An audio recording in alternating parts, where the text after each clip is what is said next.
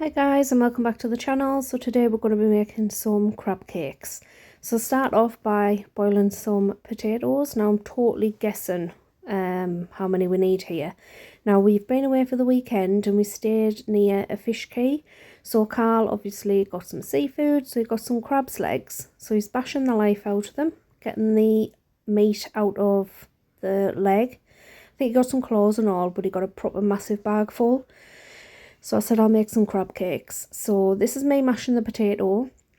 I don't add any butter into the mashed potato, and I'm going to season it all, as you can see. So the mashed potato that I made there, honestly, we've got loads and loads of these crab legs and whatnot in the fridge. So I might even do some more, make them for the freezer.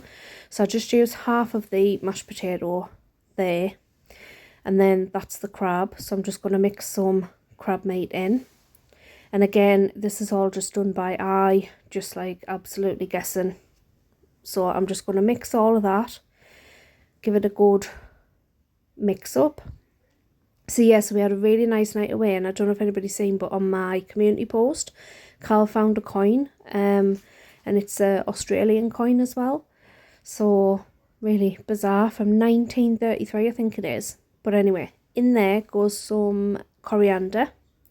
So again, giving that a proper good mix, and you can, and I do apologise about my camera, I don't know if I've knocked it or something, but it done on my last video I think as well. Shocking. Lime, this is lime going in now, so juice of 1 lime, and then again give that a proper good mix. And I'm going to pop in a green chilli, so I've finely chopped a green chilli. Just left the seeds in and everything.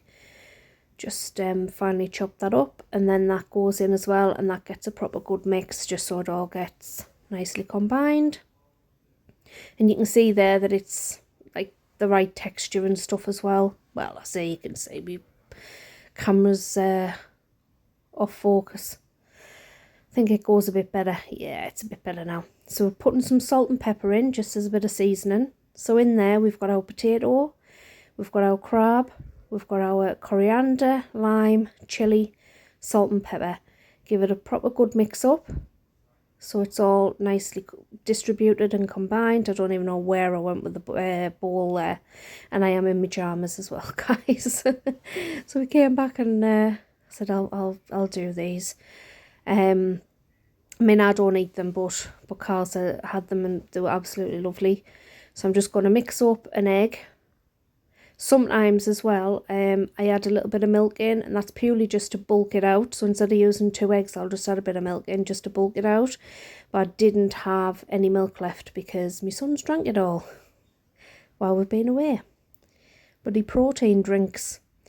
So yeah, so I've got some breadcrumbs in there. Now I've seen people use, what's it called? Not semolina. I didn't know. Anyway, they use something else, but I'm using breadcrumbs. So all I'm doing, if you want to be prim and proper or whatever, you can use a little shaper like that. That's just a scone cutter.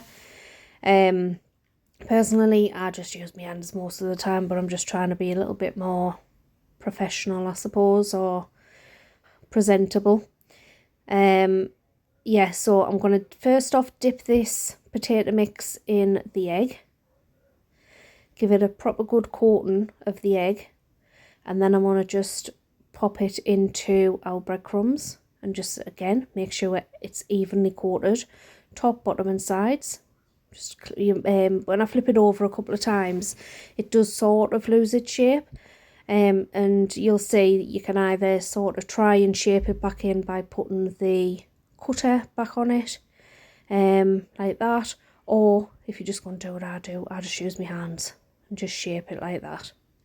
That's just as easy. So I'm going to get my pan ready. In the pan, I'm not going to deep fry or anything, I'm just going to shallow fry them. So I just want like a little bit of oil in there. So I'm going to pop a little bit of oil in, heat it through, and then once it's heated through, I'll put my crab cake in. And when you put the crab cake in, it'll just give a nice little sizzle in there. That's how you know the oil is hot enough. and I've just given it a bit of a swish around. This pan's a bit dodgy sometimes, this stuff sticks to it sometimes. And there you go, there's my crab cake done, the first one. Now all I served this with was a bit of, it's like a sweet chili jam kind of thing that I made it a while ago. So I just served it with that. You could serve it with a little bit of rocket or something like that, but that's just how Carl had it, and he said it was absolutely delicious.